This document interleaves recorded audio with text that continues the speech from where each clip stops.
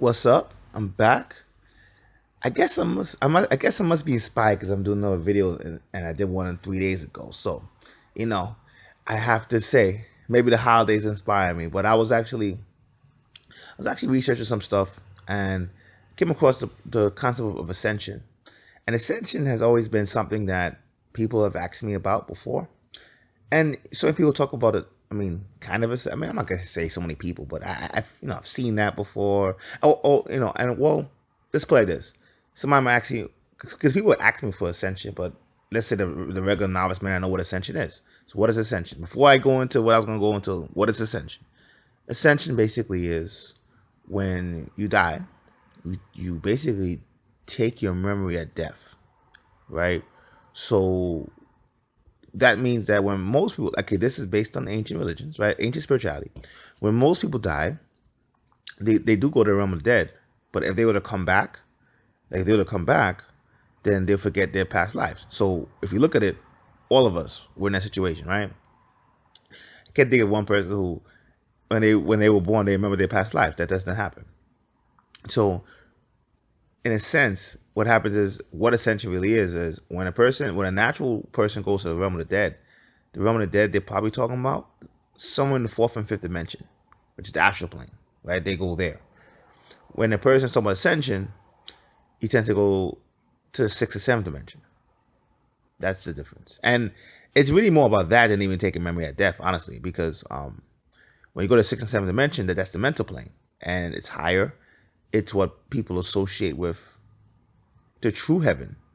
And when you taking your memory with you it's much harder. So most people, for instance, who go to sixth and seventh dimension, if they were to come back, they don't really have their memory either. They may more have like talents that they used to have, or remnants of it. Like they might be a genius, or they might get spirituality much easier, right? That's what happens. They might get spirituality much easier. Like if you look at a lot of yogis, if you look at their past lives, they were yogis, or they were attempting yoga over and over and over again. So they when they're born, they automatically just get some things faster, where some people just don't get it, or it takes them years to get it. So taking memory at death is usually something related to the eighth chakra, right? A higher form of ascension. I'm not going to go into that as much, but the basic form of ascension is basically just going to the mental plane, going to what people say is heaven, sixth, seventh dimension, right? The average person goes to the fourth or fifth, particularly the fourth, right? So, in indigenous culture, sometimes we call that the realm of the dead, right? So, in a sense, what ends up happening is that when you talk about the concept of ascension, one of the things that primarily differs the ATRs, because I'm coming from the ATR perspective, than the much younger spiritual systems, is the ATRs are probably only systems that at times they don't read, because when you say ATRs, look, man, Africa is a huge continent, huge continent, right? I think only Asia is bigger. Well, I know Asia is bigger, but I don't think any other continent is even close. I have to check Antarctica, but I don't think so. So, let's say at worst, is the third biggest continent, right? In a way, what ends up happening is that it's a continent, when you have so many people, they do have different opinions about certain things. But you will see in African religions or spiritual systems that there's some tribes that don't have the concept of the heaven the way Western religions have it, right? They will be just like, you literally return to the earth, right? And in a sense, sometimes that fits more what science likes to claim. Like, science doesn't believe in afterlife, so they'll be like, oh, when you die, you just go back to the earth. Your mind goes go back to the earth, and you're done. That actually fits certain African tribes. Now, I know it's more. There will still be other things involved when it comes to what the African tribes believe, but for the most part, you have some who say that, right? So that's why you have other people who say the concept of heaven and hell, that's not an ATR for the most part concept at all. And people don't realize where this comes from. The African spiritual systems are the oldest on earth. So the reason why you must understand in my opinion, ascension from the African perspective is because when people get into when Western people get into stuff like angels and all these things, one of the reasons why they mess up with concepts is because you can tell when it comes to their knowledge and other subjects that they're lacking. Because, for instance, if you talk about heaven and hell, for the most part, heaven and hell is a newer concept. In reality, yeah, in the beginning, you did used to go back to the earth. That was true. You become one with the earth. That's why land spirits are what they are. Land spirits are basically they're minerals. I mean, obviously they're mineral spirits, but they also are coming from the fact that when organisms die, they return to the land and they merge their minds with the mind of the landmass. So then the landmass is old and the landmass is very intelligent. The landmass is I'm talking about, like I'm saying, I'm talking about from a shamanistic point of view. The landmass is probably the most powerful thing in nature. And so when certain African systems didn't really have a heaven and hell, it's because they're older. And in the older days, and that tells you how old they are. In the much older days, that's what happened. But as humans started to evolve, and as humans started to make contact with intelligences on the mental plane, and intelligences in realms of the mental plane that most people don't even know exist, that's when you get into the abstract realms of the mental plane or the inner plane, right? What then happens is they brought that back with them. And when they brought that back with them, that was then the beginning of their understanding of, oh, I can go to a higher place at death. So when the younger religions or spiritual systems came in, like Christianity and Judaism, Islam, and you could even Buddhism and Hinduism, and etc., Shintoism, when the younger systems came in, the difference is that the Africans already invented, when I say invented, they already scoped out new realms that you can go to at death. And they made contact with those intelligences and brought them back. Or from the contact of those intelligences, made it easy for those intelligences to interact with the physical world. Those intelligences are what you call angels. So because those intelligences are what you call angels, what then eventually happens is it opened up new realms, new possibilities.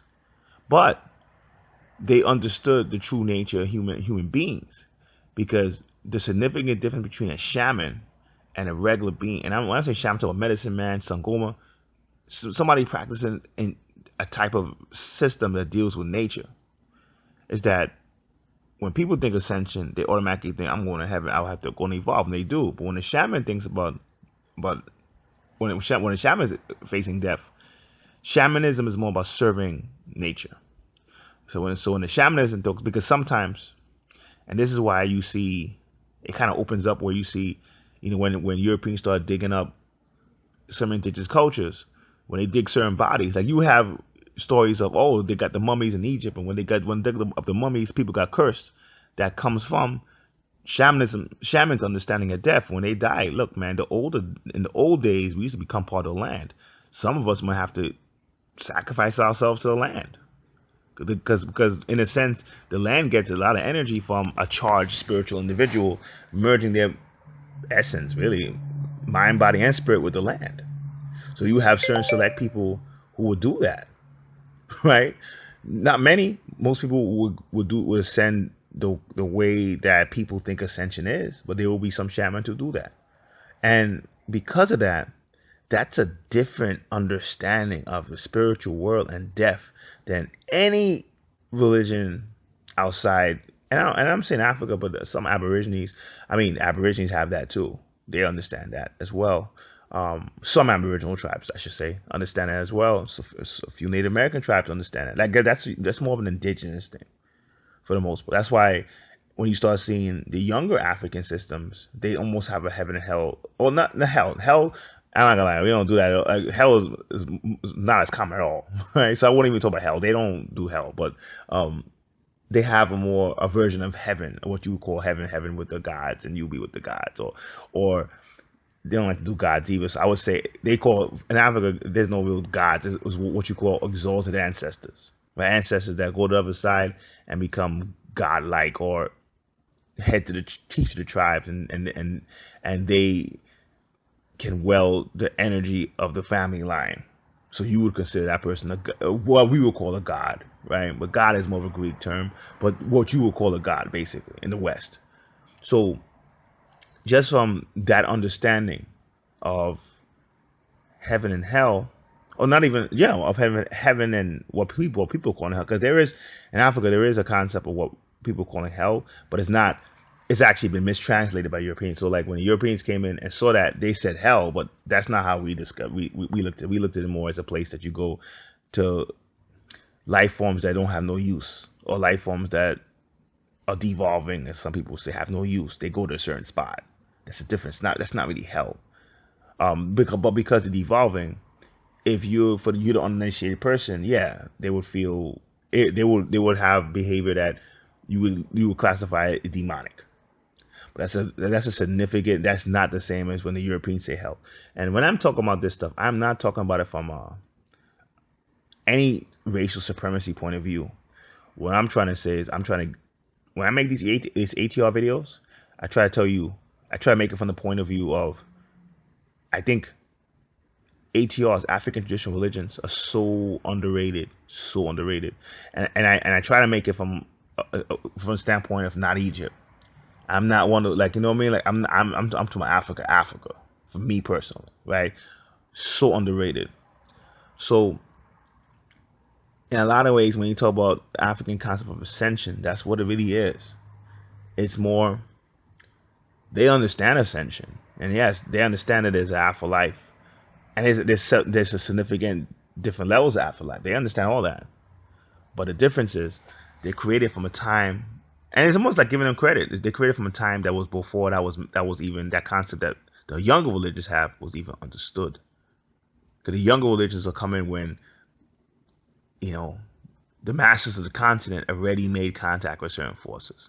The masters of the continent already started to invent or map out. Because if you look at the tree of life, that's what tree of life is a map of the mind. The masters already mapped out the inner realms and realms where you can go to at depth. So, but it's not just even map. So it's not just even mapping out, because that concept of mapping out the realms at depth even come in when a lot of the younger religions, right? The inner realms is huge. So a lot of younger religions, like even when you break down and you say astral plane, mental plane, I guarantee you're talking about the realms that you're mapping and that you're describing. I'm not going to say it's new, but there's older pathways. It's like when you have alternative pathways of how to go to the same point, right? The younger systems don't know. They don't have a clue with that. So most of them, and you could go from Taoism, Asiatic systems, European systems. That's a significant difference. Shamanism. And that's why when I'm saying ATRs, even though I'm saying ATRs, the shamans got it too. And I'm talking about shamans of Siberia and Mongolia. That's why it's not racial supremacy. For me, it's more the ATRs. A lot of them are come from the oldest forms of shamanism, or what you call shamanism. When you use that word shamanism, you talk about Mongolia and the Central Asian region. But they're coming from the oldest forms of what people call shamanism. Right, and because of that, they have it's a different understanding than the younger systems that are not inaccurate. What they see, the thing is, what I'm describing, the younger systems not inaccurate. It's just coming from a certain point of view, and it's coming from a point of view that's newer. And because they come from a point of view that's newer, at times they're ignorant of certain aspects of the inner realms. That's the difference. So when you look at it from that point of view, yes, Ascension is known to the ATRs. Ascension, we just have a more expanded understanding what Ascension is. So, so like in a way, when somebody says, wow, so Ascension, what is Ascension? Ascension is just going to the mental plane, and then uninitiated people call the mental plane heaven. That's all it is. And when the person dies, they usually go to the fourth and fifth dimension. So then the next question is, what would cause a person to go? Why would some people go to the fourth and fifth dimension? Other people go to the sixth and seventh dimension, or the mental plane. Usually, it's main two things is a lack of understanding of the inner planes in general, and lack of energy at death.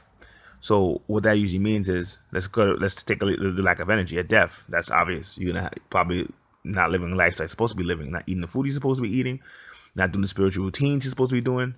not understanding what energy is, not understanding how energy flows in your body, all that would affect what will happen when you die. But then also a lack of understanding the inner planes. Like even in Asia, you look at Taoists. When people talk about astral projecting, Taoists usually astral project to understand the realms close to them. So when they die, they won't be fearful. And in a sense, that actually makes sense. No, that does make sense, because the fourth dimension, particularly, even Indians will say the yogis will say it's a realm of illusion. So because it's a realm of illusion, if you die and you never navigated that, it's easy to get trapped in that. So it's a whole process of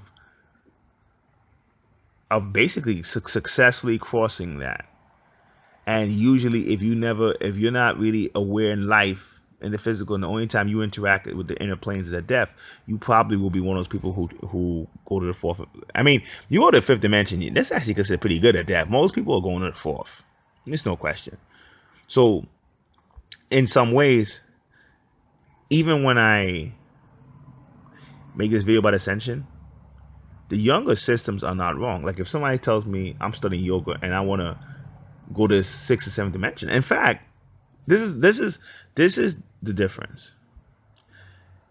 When I make this video, I'm not saying the younger systems are wrong, but when it comes to ascension, even if somebody, like I said, if somebody was to come to me right now and say I want to learn to ascend, I'll show them yoga. I want to show them ATRs, and that's specifically why. Because really, when I make this video, a lot of times people combine the ATRs and yoga, and other people will say they're incompatible systems. I wouldn't say they're incompatible systems, but they definitely come from two different angles.